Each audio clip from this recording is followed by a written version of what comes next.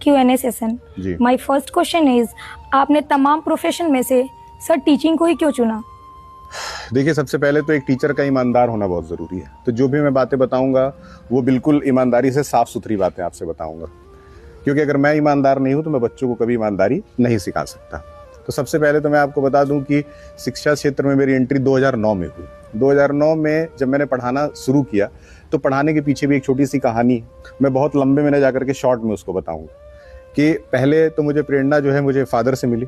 Father का कहना था कि तुम कुछ तो अभी इनिशियल स्टेज पे स्टार्ट कर दो, क्योंकि एक बच्चा जब 17-18 साल का होता है तो फिर उसके ऊपर एक पारिवारिक बोझ भी आता है कि अब वो बड़ा हो चुका है, अब हर चीज़ के लिए वो अपने माँ बाप के सामने हाथ नहीं फैला सकता है।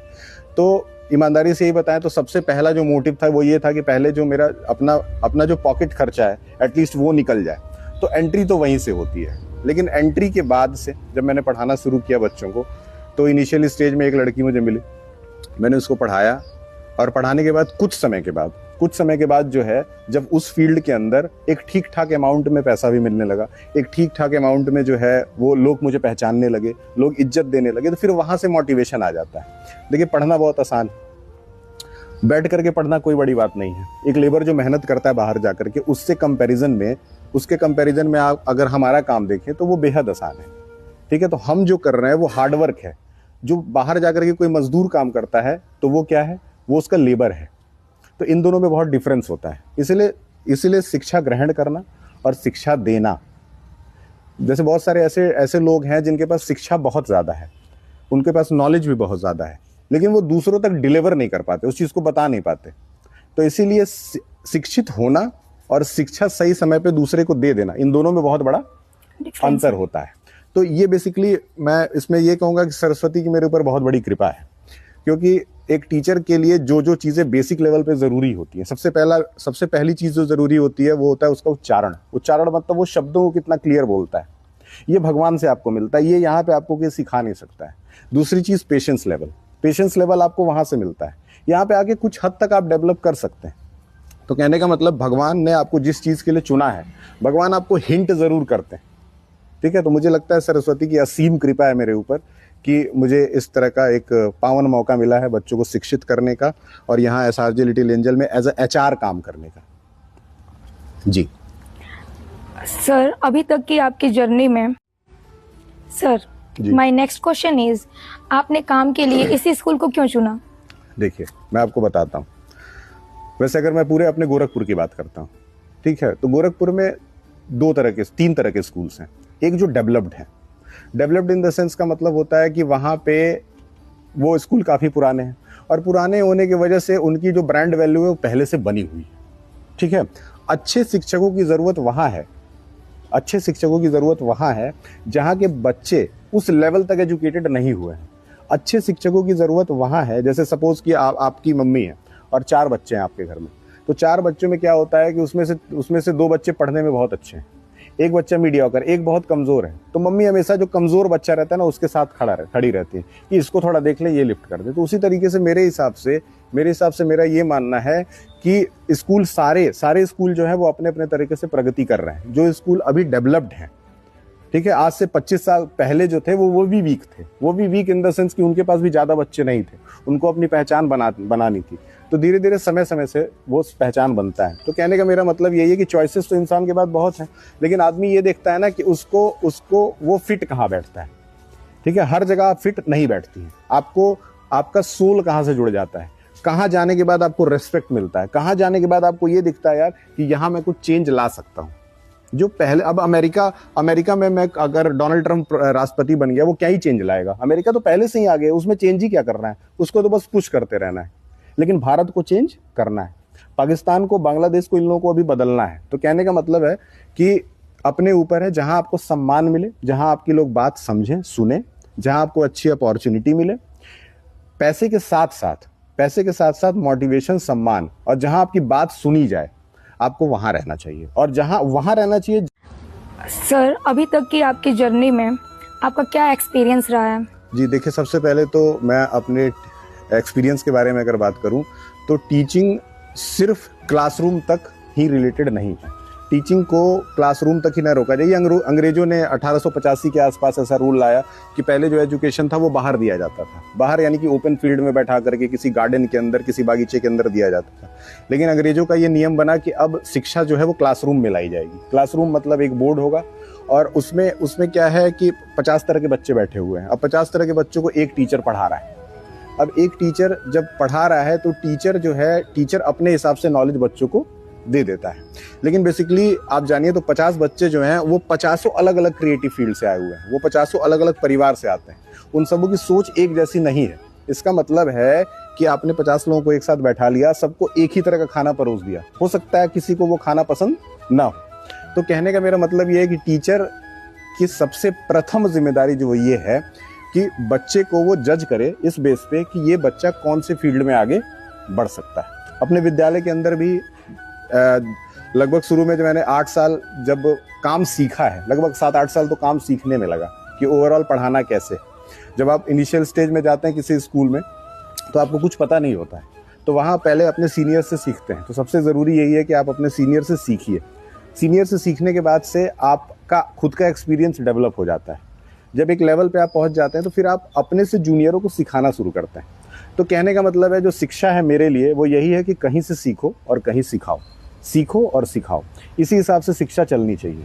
तो एक्सपीरियंस काफ़ी लंबा है। अभी इसके पहले जब 7-8 साल जो है ट्रेनिंग के बाद से कई स्कूलों में कोऑर्डिनेटर के काम करने का मौका मिला, कई स्कूलों में एज अ वाइस प्रिंसिपल भी काम करने का मौका मिला है। तो ओवरऑल एक स्कूल के अंदर आप ये कह सकती हैं कि जो गेट पे गेट कीपर खड़ा होता है वहाँ से लेकर के जो सबसे हाईएस्ट क्लास का जो सबसे टफ विषय है वहाँ तक की जो है वो पूरी जर्नी मैंने तय की हुई है। कहाँ से शिक्षा स्टार्ट होती है, कहाँ तक शिक्षा जाती है। एक लंबा एक्सपीरियंस है। टीचिंग 1-2 दिन में सीखा नहीं जा सकता है। तो ओवरऑल आप कह सकते हैं इसको सीखने में लगभग 17 साल के आसपास लगे, और हो सकता है कि अभी 1700 साल और लगें, क्योंकि नॉलेज जिस तरीके से स्प्रेड हो रहा है समाज के अंदर, नई नई टेक्नोलॉजीज आ रही हैं, नई नई मशीनें आ रही हैं, अब शिक्षा उस तरह की रही नहीं। तो इसीलिए एज ए टीचर रोज आपको कुछ सीखना पड़ता है। एज ए HR आपको समझना है। जैसे अब कोरोना के पहले की अगर बात करें तो कोरोना के पहले बच्चों का बिहेवियर अलग था, लेकिन अब बच्चों के बिहेवियर बदल गया। तो अब HR की जिम्मेदारी है कि पुराने वाले बिहेवियर और नए वाले बिहेवियर के बीच में जो डिफरेंस आया है ना, उस हिसाब से बच्चों से कोऑर्डिनेट करके चलना। टीचर्स हैं, हमारे यहाँ टीचर्स हैं 8-10-12 अलग अलग परिवारों से आती हैं। अलग अलग परिवारों से आने का मतलब सबकी अलग अलग मानसिकता है। तो एज ए HR मेरी क्या जिम्मेदारी है कि सबको एक साथ जोड़ करके चलना। तो इस तरीके से आप रोज कुछ ना कुछ सीखते हैं। बहुत लंबा एक्सपीरियंस है। अब अगर मैं पूरा बड़ा बताने लगूँ तो दिन भर बीत जाता है, लेकिन हम इतना कहेंगे कि आप अगर एक मोटिव लेके आए कि आपको कहीं से सीखना है और कहीं सिखाना है, तो फिर आप इस फील्ड में जरूर आगे जाएंगे। सर, स्कूल के अंदर स्कूल की क्वालिटी को इम्प्रूव करने के लिए आपने क्या क्या कदम उठाया है? देखिए, स्कूल की क्वालिटी 3 चीज़ों पे निर्भर करती है। सबसे पहला जो पॉइंट होता है ना वो टेक्नोलॉजी होता है, दूसरा एकेडमिक्स होता है और तीसरा इंफ्रास्ट्रक्चर होता है। ये 3 चीज़ों को जब तक आप दुरुस्त नहीं करेंगे स्कूल कभी भी ग्रो नहीं करेगा। तो ठीक है, सबसे पहले मैं बात करता हूँ टेक्नोलॉजिकली, क्योंकि प्रेजेंट टाइम में टेक्नोलॉजी जो है, टेक्नोलॉजी वो शिक्षा से, अगर टेक्नोलॉजी को शिक्षा से अलग कर देंगे तो फिर शिक्षा का कोई मतलब नहीं बनता है। ठीक है, अब सपोज जो लेक्चर क्लास के अंदर पढ़ा रहे हैं, मेरे जैसे लाखों टीचर्स हैं जो भारत में सेम लेक्चर पढ़ा रहे हैं।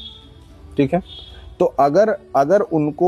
अगर मेरे बच्चों को जो मेरे स्कूल से जाते हैं, अगर मैं यूट्यूब पे नजर ना आऊं तो वो समझेंगे ये स्कूल पीछे। ठीक है, तो सबसे पहले तो हमारा कोशिश यही है कि हम लोग टेक्नोलॉजिकली अपने आप को अपग्रेड करें। अपग्रेड करने का मेरा मतलब ये है कि हम भी यूट्यूब या फिर जो हमारे पास 4-5 जो ऑनलाइन प्लेटफॉर्म्स हैं जहां हम नजर आ सकते हैं, सबसे पहले वहां एक्टिव रहना जरूरी है। तो हम लोग कोशिश ये करते हैं कि स्कूल के अंदर टेक्नोलॉजिकली बच्चों को कुछ ना कुछ रोज सिखाते रहें। अब आते हैं एकेडमिक्स पे। एकेडमिक्स के लिए हम लोगों ने, जैसे हमारी 4 परीक्षाएं होती हैं, उस 4 परीक्षाओं में बच्चों का एकेडमिकल परफॉर्मेंस देखा जाता है। सिर्फ शिक्षा एकेडमिक परफॉर्मेंस तक ही सीमित नहीं है। इसके साथ साथ बच्चों का एक स्पोर्ट्स का शेड्यूल है, स्मार्ट क्लास का शेड्यूल है, लाइब्रेरी का शेड्यूल है, आपका AI लैब का शेड्यूल है, इन सारी चीज़ों के साथ साथ साइंस लैब का शेड्यूल है। तो कहने का मतलब एकेडमिक्स के अंदर हम लोगों ने 4-5 चीज़ों को मिक्स कर दिया। फिर आते हैं, थोड़ा सा टूर की बात कर लेते हैं। तो टूर जब हम कई बच्चों को बाहर लेकर के जाते हैं तो वहाँ भी बच्चे जाकर के फील्ड में बहुत सारी चीज़ें, नई चीज़ें सीखते हैं। तो नई चीज़ें जब सीखते हैं तो वो भी एकेडमिकली उनको स्ट्रांग करता है। ऐसा मैंने एक किताब में पढ़ा, उसमें लिखा हुआ था ना कि दुनिया में आप सबसे ज़्यादा समझदारी तभी हासिल कर सकते हैं जब आप ट्रैवल करें। आप एक बार भारत घूम के आ जाइए, आपके 28 राज्य हैं जो भी हैं, आप एक बार 2800 राज्यों में घूम के चले आइए। अगर आप घूम के आ गई ना, अभी जो भी आपकी पर्सनैलिटी है उससे 4 गुना ज़्यादा विकसित हो जाएगी, क्योंकि आप बहुत कुछ सीख जाती हैं उस जर्नी के दौरान। ठीक है, तो शिक्षा एकेडमिक्स के साथ साथ जो एक्स्ट्रा करिकुलर एक्टिविटीज़ हैं, ये दोनों जब एक दूसरे के साथ मिक्स होता है स्कूल के अंदर, तब जाके एक स्कूल जो है वो अपने उच्चतम सीमा तक पहुंच सकता है। इसके साथ एक चीज़ और है, इंफ्रास्ट्रक्चर बहुत ज़रूरी है स्कूल के लिए। इंफ्रास्ट्रक्चर का मतलब है कि बच्चे जो हैं या तो घर पे रहते हैं या तो स्कूल में रहते हैं, तो घर पे जो माँ बाप उनको सेफ्टी प्रोवाइड करते हैं, उसी तरह की सेफ्टी स्कूल में भी आने के बाद बच्चों के पास होनी चाहिए। ठीक है, तो सबसे पहले बिल्डिंग की कंडीशन अच्छी हो, वो रेगुलर चेक होता है कि कहीं कोई मिसमैच ना हो, कहीं कोई गलती अगर है तो उसको तुरंत सही किया जाए, कहीं कोई रिपेयरमेंट की ज़रूरत है उसको तुरंत सही किया जाए, ताकि स्कूल में आने के बाद बच्चा बिल्कुल सेफ हो। ठीक है, तो ये 3 चीज़ों पे अगर हम ध्यान दें तो फिर एक स्कूल जो है वो बहुत अच्छे तरीके से विकसित किया जा सकता है। Art, sport and skill development के लिए आप क्या क्या कदम उठा रहे हैं? अच्छा, सबसे पहले मैं स्पोर्ट्स के बारे में बात करूंगा, क्योंकि इन तीनों फील्ड में ना सबसे ज़्यादा जो इंपॉर्टेंट नज़र आया मुझे स्पोर्ट्स आया। इस वजह से नज़र आया कि मैं भी 4-5 घंटे पहले फील्ड में खेला करता था, तो मैं खुद चाहता हूँ कि मेरे बच्चे खेलें। ठीक है, जितना ज़रूरी पढ़ाई है उतना ही लगभग ज़रूरी खेल भी है, क्योंकि अगर आप स्पोर्ट्स में अच्छा परफॉर्म करेंगे उसका सीधा असर आपके जीवन के हर पहलू पे पड़ता है। आप अगर अच्छा प्लेयर है ना, तो घर में आने के बाद आप डिसिप्लिन रहेंगे, क्योंकि स्पोर्ट्स आपको डिसिप्लिन सिखा देता है। फिर स्पोर्ट्स आपको पेशेंस सिखाता है कि अगर सपोज आप मैच हार भी गए तो आपको हार के बाद दोबारा अपने आप को प्रेरित करना है कि अगला मैच जीतूंगा, इसके लिए मोटिवेशन सिखाता है, और ये सारी चीज़ें शिक्षा में यूज़ होती हैं।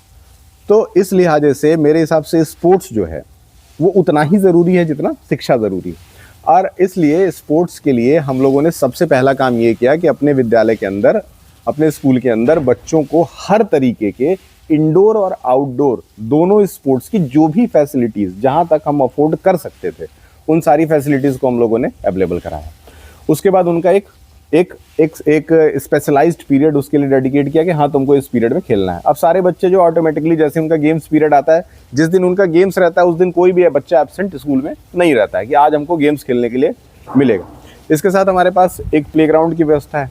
आजकल नॉर्मली आप कॉलोनीज़ में जाएंगी ना, तो कॉलोनीज़ बहुत बड़े बड़े हैं, घर भी बहुत बड़े बड़े हैं, लोग भी बड़े अच्छे हैं, लेकिन उनके पास खेलने के लिए जगह नहीं होता है। तो बच्चा क्या करता है ना, अपने घर के जो बाहर छोटी सी बालकनी है उसी में भाई बहन खेल रहे होते हैं, एक बॉल फेंक रहा होता है, एक मार रहा होता है। अब उस चीज़ को आप स्कूल में आकर के जब आपको एक अच्छा फील्ड मिलता है तो फिर आपके अंदर भी एक्साइटमेंट आता है कि हाँ हमें क्या करना है, स्पोर्ट्स खेलना है। ठीक, स्पोर्ट्स के साथ साथ अब थोड़ा आर्ट्स पे आते हैं। देखिए, आर्ट्स सिखाना हम लोग बच्चों को नर्सरी से ही स्टार्ट करते हैं। उनके लेवल पे जो आर्ट उनको सिखाया जा सकता है, जैसे क्रिएटिविटी, राइमिंग हो गया, फिर आप क्या कहते हैं पेंटिंग हो गया, उनके लेवल पे। फिर थोड़ा थोड़ा आगे अगर बढ़ते हैं तो जब 1 to 5 के लेवल पे पहुंचते हैं तो उनके लिए एक प्रॉपरली ड्राइंग का एक पीरियड होता है, क्राफ्ट का एक पीरियड होता है, क्योंकि ऐसे बहुत सारे बच्चे जो है ना वो बहुत पढ़ाई में पीछे हैं, लेकिन उनका जो ड्राइंग माइंड होता है वो बहुत क्रिएटिव होता है। तो उनको कोई बोल दो ना कि कोई एक अपने दिमाग से सोच करके एक पेंटिंग बनाओ, वो बड़ा अच्छा बनाते हैं। इसका मतलब कि उनके अंदर क्रिएटिविटी तो है। अब उसी क्रिएटिविटी को अगर वो एजुकेशन में मिला दें तो फिर 4 चांद लग जाता है। ठीक, इसके साथ साथ क्राफ्ट लेके आते हैं। क्राफ्ट का मतलब क्या है कि बच्चों को हम ये प्रेरित करते हैं कि कम से कम बजट में, कम से कम खर्चे में ऐसी चीज़ें बनाओ ना जो तुम घर में ले जाकर के यूज़ भी कर सको। जैसे तुमने पेन स्टैंड बना लिया स्क्रैप पेपर से, वेस्ट प्रोडक्ट से बना लिया, तो अब क्या हुआ, वेस्ट को आपने यूजफुल चीज़ों में कन्वर्ट करना सीख लिया।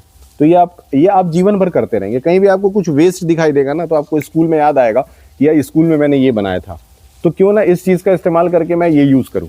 तो फिर आप वेस्ट को भी अच्छी चीज़ों में इस्तेमाल करना सीख जाते हैं। तो क्राफ्ट हो गया, ड्राइंग हो गया और आपका गेम्स हो गया, इन 3 चीज़ों पे हमारा फोकस है। और कंपटीशन हम लोग करा रहे हैं 12, 13, 14 नवंबर, ये 3 दिन जो है जो कि स्कूलों के अंदर बाल दिवस मनाया जाता है, चिल्ड्रंस डे मनाया जाता है। उन तीनों दिन को हम लोगों ने क्या किया है, पूरी तरीके से गेम को समर्पित कर दिया है और उसके लिए प्रिपरेशन पहले से चल रहा है। हमारे पास स्पोर्ट्स हेड हैं, जेंट्स बच्चों के लिए अलग हैं और लड़कियों के लिए अलग हैं। वो दोनों जो हैं वो अपने अपने ग्रुप्स को स्पोर्ट्स कराते हैं। उनके साथ अगर कोई समस्या आती है, उनको कोई फैसिलिटीज़ चाहिए होती है, तो वो हम लोग अपने स्कूल से प्रोवाइड कराते हैं। Sir, my next question is, आप बच्चों को फ्यूचर में कोई भी कंपटीशन बीट करना हो, हाँ। उसके लिए आप क्या क्या करते हैं? देखिए कंपटीशन की बात करें, सबसे पहले तो कंपटीशन बच्चों का ना पैदा होते ही शुरू हो जाता है। हाँ। मेरे हिसाब से जब वो पैदा होता है 4-5 महीने का होता है, उसको पापा उसके चॉकलेट देते हैं, बड़ी वाली बहन को नहीं देते हैं, तो वो कहता है कि उनको दिए हमको नहीं दिए। मतलब कंपटीशन उसके जीवन में बचपन से ही आ जाता है। फिर बच्चा बड़ा होता है। हमारा जो देश है वो 150 करोड़ के आसपास का देश है। यहाँ पे एक नॉर्मल परीक्षा के अंदर भी 20 से 25-30 लाख बच्चे बैठ जाते हैं। ठीक है, ऐसा बाकी देशों में नहीं है। हमारा देश जो है वो इतना ज़्यादा कॉम्पिटिटिव है कि मैंने एक रिकॉर्ड पढ़ा, मैंने AI चैट GPT से पढ़ा कि अगर एक शिक्षक की बात करें नॉर्मल, अगर एक शिक्षक एक दिन कुछ ना पढ़े तो विश्व में 10 लाख शिक्षकों से पीछे हो जाता है। 10 लाख शिक्षकों से वो पीछे हो जाता है। तो कहने का मतलब है कि बच्चों के अंदर कॉम्पिटिटिवनेस तो बचपन से ही होना चाहिए। अब आते हैं कि उनके करियर से रिलेटेड क्या कॉम्पिटिटिवनेस है। जैसे सबसे पहले हम बात करेंगे कि बच्चा जब 12th पास हो जाएगा तो या तो वो इंजीनियरिंग फील्ड चुनता है, या तो वो आपका इंजीनियरिंग के साथ साथ आपका मेडिकल फील्ड चुनता है, या तो फिर वो दूसरे क्रिएटिव कॉमर्स वाले फील्ड में जाता है, या तो फिर आर्ट्स में जाता है। ये 4 बेसिक फील्ड्स हैं। इन चारों में अच्छे कॉलेजेस में एंट्रेंस पाने के लिए आपको एक बहुत अति कठिन परीक्षा से गुजरना पड़ता है। वो परीक्षा दिए बिना आप अगर कहीं एडमिशन पाएंगे भी तो वो किसी प्राइवेट कॉलेज में पाएंगे, और प्राइवेट कॉलेज में आप तभी सक्सेसफुल हो सकते हैं जब आपके अंदर बहुत अच्छा टैलेंट हो। ठीक है, तो इस लिहाजे से बच्चों को क्विज कंपटीशंस करा करके, उसके साथ ही साथ उनका एक ओलंपियाड कंपटीशन करा करके, जिसमें उनको उस तरह के लेवल के पेपर सॉल्व कराए जाएं जो अच्छे परीक्षाओं में पूछे जाते हैं। ठीक है, उसके साथ साथ बच्चों को रीजनिंग सिखा करके, क्योंकि आप किसी भी कॉम्पिटिटिव एग्जाम में जाएंगे तो रीजनिंग जरूर आता है, उसके 8, 10, 20 सवाल होते हैं। तो रीजनिंग जो है वो उनके इंटेलिजेंस के ऊपर डिपेंड करता है। ये सारी चीज़ें अगर बच्चों को हम इनिशियल स्टेज से स्कूल में सिखाएंगे तो वो आगे किसी भी एग्जाम में जब जा करके बैठता है तो वहाँ पे वो कंफर्टेबल फील करता है, और वो ये भी फील करता है यार ये सारी चीज़ें मुझे कहाँ सिखाई गई थी, स्कूल के अंदर सिखाई गई थी, और उसका मुझे फ़ायदा यहाँ पे हो रहा है। तो मेरे हिसाब से हम लोग कम से कम कोशिश ये करते हैं कि 1 साल के अंदर लगभग 5 से 6 ऐसे कॉम्पिटिशन्स रखें जिसमें बच्चों को MCQs वाले क्वेश्चन सिर्फ कराए जाएं। और उसके लिए हमारा डिजिटल प्लान ये भी है कि जो आपका OMR कोड का जो पूरा डिटेक्टर मशीन होता है वो हम लोग ले लें, और उसके बाद फिर हम सारे एग्जामिनेशंस जो हैं वो OMR शीट पे कराएंगे, क्योंकि प्रेजेंट टाइम में सारे एग्जाम OMR पे होते हैं। तो बच्चे को हमारे कम एज से ही OMR भरने आना चाहिए। OMR पे डॉट्स कैसे बनाते हैं ये आना चाहिए, अपना रोल नंबर फिल करने आना चाहिए, पेपर कोड फिल करने आना चाहिए, आंसर शीट कोड फिल करने आना चाहिए, नाम फीड करने आना चाहिए।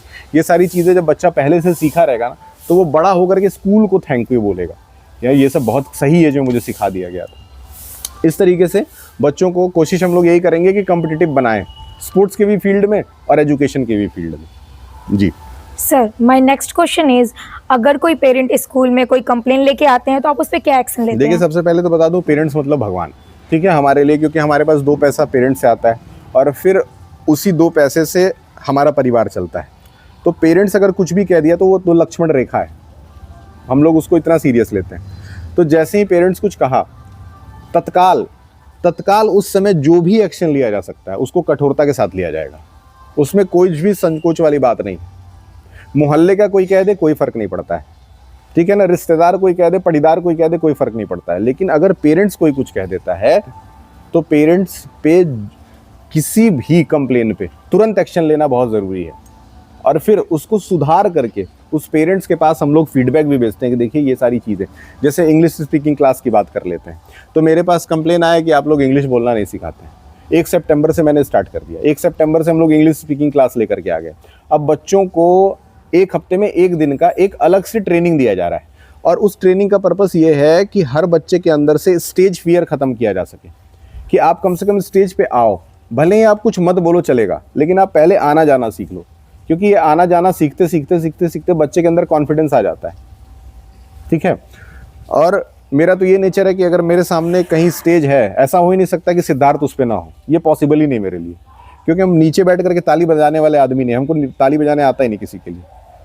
तो इस तरीके से, और ये डेवलप कैसे होता है? ये डेवलप तब होता है जब आपको बार बार वहाँ जाने का मौका मिलता है, और फिर बार बार आपको तालियां मिलती है, बार बार आपको लोग अप्रिशिएट करते हैं, तो फिर आपको एक नशे जैसा हो जाता है कि नहीं यार मुझे ये करना है। तो ये बहुत ज़रूरी है। गार्जियन का, अब सपोज कंप्लेन आता है, अगर सपोज मान लेते हैं कि एक और गार्जियन का कंप्लेन होता है कि बच्चा हमारा ना घर पे जाके भोजपुरी बोलता है, ये बहुत बेसिक कंप्लेन है, मेरे स्कूल का। तो इसके लिए हम लोग ये लेकर के आए कि अगर हमारे स्कूल का बच्चा भोजपुरी बोल रहा है, अगर वो घर पे बोलता है, घर पे कंट्रोल करना हमारे लिए बहुत मुश्किल है।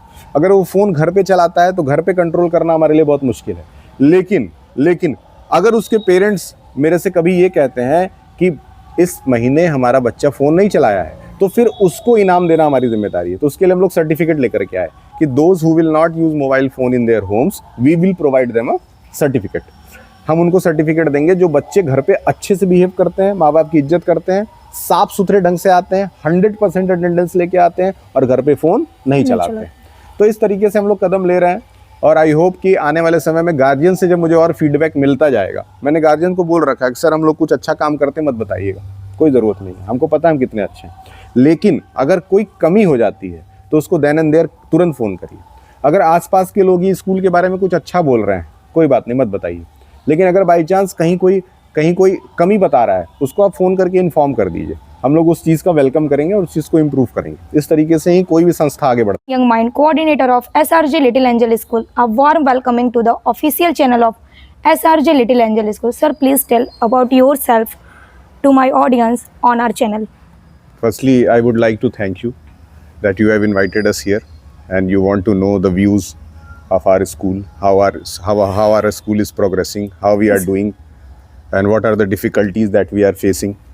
तो फर्स्ट ऑफ ऑल तो मैं सबसे पहले आपका बहुत बहुत धन्यवाद करना चाहता हूं कि आपने हमें समय दिया हमारे विद्यालय के बारे में, एसआरजे लिटिल एंजल के बारे में जानने के लिए। और आपको इस बात के लिए भी धन्यवाद है कि दशहरे के दिन आपने समय निकाला हमारे लिए। और ये बहुत ज़रूरी है, जैसे इंटरव्यूज़ भी जब होते हैं तो बेसिकली जहाँ पे कुछ ऐसे इंटरव्यूज़ होते हैं जहाँ पे व्यूज़ ज़्यादा आते हैं, जैसे सपोज़ कि कोई फिल्म स्टार आ गया तो वहाँ सारे के सारे लोग पहुंच जाते हैं कि आप उनको शूट कर लीजिए क्योंकि वहाँ से व्यूज़ आएंगे। लेकिन शिक्षा क्षेत्र में एक शिक्षक क्या कहना चाहता है, उसकी बात जो जानना होता है, ये इसमें लोग बहुत ज़्यादा इंटरेस्ट नहीं दिखाते हैं। तो इसलिए मैं आपको बहुत बहुत धन्यवाद करना चाहता हूँ कि आपने समय निकाल करके हमारे विद्यालय के बारे में जानने की कोशिश की। Now let's start our Q&A session. Ji. My first question is, आपने तमाम प्रोफेशन में से सर टीचिंग को ही क्यों चुना? देखिए, सबसे पहले तो एक टीचर का ईमानदार होना बहुत ज़रूरी है। तो जो भी मैं बातें बताऊंगा वो बिल्कुल ईमानदारी से साफ़ सुथरी बातें आपसे बताऊंगा, क्योंकि अगर मैं ईमानदार नहीं हूं तो मैं बच्चों को कभी ईमानदारी नहीं सिखा सकता। तो सबसे पहले तो मैं आपको बता दूं कि शिक्षा क्षेत्र में मेरी एंट्री 2009 में हुई। 2009 में जब मैंने पढ़ाना शुरू किया तो पढ़ाने के पीछे भी एक छोटी सी कहानी है, मैं बहुत लंबे में न जा करके शॉर्ट में उसको बताऊँगा। कि पहले तो मुझे प्रेरणा जो है मुझे फ़ादर से मिली। फ़ादर का कहना था कि तुम कुछ तो अभी इनिशियल स्टेज पे स्टार्ट कर दो, क्योंकि एक बच्चा जब 17-18 साल का होता है तो फिर उसके ऊपर एक पारिवारिक बोझ भी आता है कि अब वो बड़ा हो चुका है, अब हर चीज़ के लिए वो अपने माँ बाप के सामने हाथ नहीं फैला सकता है। तो ईमानदारी से ही बताएं तो सबसे पहला जो मोटिव था वो ये था कि पहले जो मेरा अपना जो पॉकेट खर्चा है एटलीस्ट वो निकल जाए। तो एंट्री तो वहीं से होती है। लेकिन एंट्री के बाद से जब मैंने पढ़ाना शुरू किया बच्चों को, तो इनिशियल स्टेज में एक लड़की मुझे मिली, मैंने उसको पढ़ाया और पढ़ाने के बाद कुछ समय के बाद जो है, जब उस फील्ड के अंदर एक ठीक ठाक अमाउंट में पैसा भी मिलने लगा, एक ठीक ठाक अमाउंट में जो है वो लोग मुझे पहचानने लगे, लोग इज्जत देने लगे, तो फिर वहाँ से मोटिवेशन आ जाता है। देखिए, पढ़ना बहुत आसान है, बैठ करके पढ़ना कोई बड़ी बात नहीं है। एक लेबर जो मेहनत करता है बाहर जा करके, उसके कंपैरिजन में आप अगर हमारा काम देखें तो वो बेहद आसान है। ठीक है, तो हम जो कर रहे हैं वो हार्डवर्क है। जो बाहर जा करके कोई मजदूर काम करता है तो वो क्या है, वो उसका लेबर है। तो इन दोनों में बहुत डिफरेंस होता है। इसीलिए शिक्षा ग्रहण करना और शिक्षा देना, जैसे बहुत सारे ऐसे लोग हैं जिनके पास शिक्षा बहुत ज़्यादा है, उनके पास नॉलेज भी बहुत ज़्यादा है, लेकिन वो दूसरों तक डिलीवर नहीं कर पाते, उस चीज़ को बता नहीं पाते। तो इसीलिए शिक्षित होना और शिक्षा सही समय पे दूसरे को दे देना, इन दोनों में बहुत बड़ा अंतर होता है।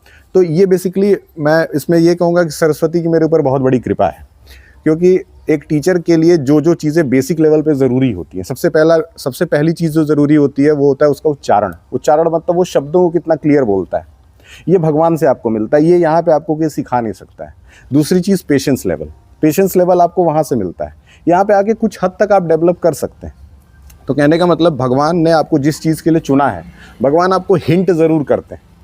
ठीक है, तो मुझे लगता है सरस्वती की असीम कृपा है मेरे ऊपर कि मुझे इस तरह का एक पावन मौका मिला है बच्चों को शिक्षित करने का और यहाँ एसआरजे लिटिल एंजल में एज अ HR काम करने का। जी। सर अभी तक की आपकी जर्नी में आपका क्या एक्सपीरियंस रहा है? जी, देखिए सबसे पहले तो मैं अपने एक्सपीरियंस के बारे में अगर बात करूं तो टीचिंग सिर्फ क्लासरूम तक ही रिलेटेड नहीं है। टीचिंग को क्लासरूम तक ही ना रोका जाए। अंग्रेज़ों ने 1885 के आसपास ऐसा रूल लाया कि पहले जो एजुकेशन था वो बाहर दिया जाता था। बाहर यानी कि ओपन फील्ड में बैठा करके किसी गार्डन के अंदर, किसी बागीचे के अंदर दिया जाता था। लेकिन अंग्रेज़ों का ये नियम बना कि अब शिक्षा जो है वो क्लासरूम में लाई जाएगी। क्लासरूम मतलब एक बोर्ड होगा और उसमें क्या है कि 50 तरह के बच्चे बैठे हुए हैं। अब 50 तरह के बच्चों को एक टीचर पढ़ा रहा है। अब एक टीचर जब पढ़ा रहा है तो टीचर अपने हिसाब से नॉलेज बच्चों को दे देता है। लेकिन बेसिकली आप जानिए तो 50 बच्चे जो हैं वो 50 अलग अलग क्रिएटिव फील्ड से आए हुए हैं। वो 50 अलग अलग परिवार से आते हैं। उन सबों की सोच एक जैसी नहीं है। इसका मतलब है कि आपने 50 लोगों को एक साथ बैठा लिया, सबको एक ही तरह का खाना परोस दिया। हो सकता है किसी को वो खाना पसंद ना हो। तो कहने का मेरा मतलब ये है कि टीचर की सबसे प्रथम जिम्मेदारी जो ये है कि बच्चे को वो जज करे इस बेस पे कि ये बच्चा कौन से फील्ड में आगे बढ़ सकता है। अपने विद्यालय के अंदर भी लगभग शुरू में जब मैंने 8 साल जब काम सीखा है, लगभग 7-8 साल तो काम सीखने में लगा कि ओवरऑल पढ़ाना कैसे। जब आप इनिशियल स्टेज में जाते हैं किसी स्कूल में तो आपको कुछ पता नहीं होता है, तो वहाँ पहले अपने सीनियर से सीखते हैं। तो सबसे ज़रूरी यही है कि आप अपने सीनियर से सीखिए। सीनियर से सीखने के बाद से आपका खुद का एक्सपीरियंस डेवलप हो जाता है। जब एक लेवल पे आप पहुंच जाते हैं तो फिर आप अपने से जूनियरों को सिखाना शुरू करते हैं। तो कहने का मतलब है जो शिक्षा है मेरे लिए वो यही है कि कहीं से सीखो और कहीं सिखाओ, सीखो और सिखाओ। इसी हिसाब से शिक्षा चलनी चाहिए। तो एक्सपीरियंस काफ़ी लंबा है। अभी इसके पहले जब 7-8 साल जो है ट्रेनिंग के बाद से कई स्कूलों में कोऑर्डिनेटर के काम करने का मौका मिला, कई स्कूलों में एज अ वाइस प्रिंसिपल भी काम करने का मौका मिला है। तो ओवरऑल एक स्कूल के अंदर आप ये कह सकती हैं कि जो गेट पे गेट कीपर खड़ा होता है वहाँ से लेकर के जो सबसे हाईएस्ट क्लास का जो सबसे टफ विषय है वहाँ तक की जो है वो पूरी जर्नी मैंने तय की हुई है। कहाँ से शिक्षा स्टार्ट होती है, कहाँ तक शिक्षा जाती है। एक लंबा एक्सपीरियंस है। टीचिंग 1-2 दिन में सीखा नहीं जा सकता है। तो ओवरऑल आप कह सकते हैं इसको सीखने में लगभग 17 साल के आसपास लगे और हो सकता है कि अभी 1700 साल और लगें, क्योंकि नॉलेज जिस तरीके से स्प्रेड हो रहा है समाज के अंदर, नई नई टेक्नोलॉजीज़ आ रही हैं, नई नई मशीनें आ रही हैं। अब शिक्षा उस तरह की रही नहीं, तो इसीलिए एज ए टीचर रोज़ आपको कुछ सीखना पड़ता है। एज ए HR आपको समझना है। जैसे अब कोरोना के पहले की अगर बात करें तो कोरोना के पहले बच्चों का बिहेवियर अलग था, लेकिन अब बच्चों के बिहेवियर बदल गया। तो अब HR की जिम्मेदारी है कि पुराने वाले बिहेवियर और नए वाले बिहेवियर के बीच में जो डिफरेंस आया है ना, उस हिसाब से बच्चों से कोऑर्डिनेट करके चलना। टीचर्स हैं, हमारे यहाँ टीचर्स हैं 8-10-12 अलग अलग परिवारों से आती हैं। अलग अलग परिवारों से आने का मतलब सबकी अलग अलग मानसिकता है। तो एज अ HR मेरी क्या जिम्मेदारी है कि सबको एक साथ जोड़ करके चलना। तो इस तरीके से आप रोज़ कुछ ना कुछ सीखते हैं। बहुत लंबा एक्सपीरियंस है। अब अगर मैं पूरा बड़ा बताने लगूँ तो दिन भर बीत जाता है, लेकिन हम इतना कहेंगे कि आप अगर एक मोटिव लेके आए कि आपको कहीं से सीखना है और कहीं सिखाना है, तो फिर आप इस फील्ड में ज़रूर आगे जाएंगे। Sir my next question is, आपने काम के लिए इसी स्कूल को क्यों चुना? देखिए मैं आपको बताता हूँ। वैसे अगर मैं पूरे अपने गोरखपुर की बात करता हूँ, ठीक है, तो गोरखपुर में 3 तरह के स्कूल्स हैं। एक जो डेवलप्ड है, डेवलप्ड इन द सेंस का मतलब होता है कि वहाँ पे वो स्कूल काफ़ी पुराने हैं और पुराने होने की वजह से उनकी जो ब्रांड वैल्यू है वो पहले से बनी हुई है। ठीक है, अच्छे शिक्षकों की ज़रूरत वहाँ है। अच्छे शिक्षकों की ज़रूरत वहाँ है जहाँ के बच्चे उस लेवल तक एजुकेटेड नहीं हुए हैं। अच्छे शिक्षकों की ज़रूरत वहाँ है, जैसे सपोज़ कि आपकी मम्मी है और 4 बच्चे हैं आपके घर में, तो 4 बच्चों में क्या होता है कि उसमें से 2 बच्चे पढ़ने में बहुत अच्छे हैं, एक बच्चा मीडियोकर, एक बहुत कमज़ोर है। तो मम्मी हमेशा जो कमज़ोर बच्चा रहता है ना उसके साथ खड़ी रहती है कि इसको थोड़ा देख ले, ये लिफ्ट कर दे। तो उसी तरीके से मेरे हिसाब से मेरा ये मानना है कि स्कूल सारे स्कूल जो है वो अपने अपने तरीके से प्रगति कर रहे हैं। जो स्कूल अभी डेवलप्ड हैं, ठीक है, आज से 25 साल पहले जो थे वो भी वीक थे। वो भी वीक इन द सेंस कि उनके पास भी ज़्यादा बच्चे नहीं थे, उनको अपनी पहचान बनानी थी। तो धीरे धीरे समय से वो पहचान बनता है। तो कहने का मेरा मतलब यही है कि चॉइसेस तो इंसान के पास बहुत हैं, लेकिन आदमी ये देखता है ना कि उसको वो फिट कहाँ बैठता है। ठीक है, हर जगह आप फिट नहीं बैठती हैं। आपका सोल कहाँ से जुड़ जाता है, कहाँ जाने के बाद आपको रेस्पेक्ट मिलता है, कहाँ जाने के बाद आपको ये दिखता है यार कि यहाँ मैं कुछ चेंज ला सकता हूँ। जो पहले, अब अमेरिका में मैं अगर डोनाल्ड ट्रंप राष्ट्रपति बन गया, वो क्या ही चेंज लाएगा? अमेरिका तो पहले से ही आ गया, उसमें चेंज ही क्या करना है, उसको तो बस पुश करते रहना है। लेकिन भारत को चेंज करना है। पाकिस्तान को, बांग्लादेश को, इन लोगों को अभी बदलना है। तो कहने का मतलब है कि अपने ऊपर है, जहां आपको सम्मान मिले, जहां आपकी लोग बात समझें, सुने, जहां आपको अच्छी अपॉर्चुनिटी मिले, पैसे के साथ साथ मोटिवेशन, सम्मान, और जहां आपकी बात सुनी जाए, आपको वहां रहना चाहिए। और वहां रहना चाहिए जहां आपको लगे कि यहां मेरी ज़रूरत है और यहां मैं मेजर चेंज ला सकता हूं, बड़ा बदलाव कर सकता हूं। जी।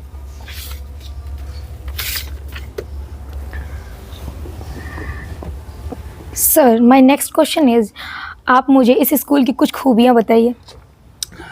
ठीक, देखिए सबसे पहले तो मैं आपको इस स्कूल के बारे में, मुझे बहुत कुछ बताना है आपको, लेकिन कुछ चीज़ों से मैं स्टार्ट करता हूँ। जैसे आपने बोला कि खूबियाँ बताइए, ठीक है, खूबियों के बारे में बात करते हैं।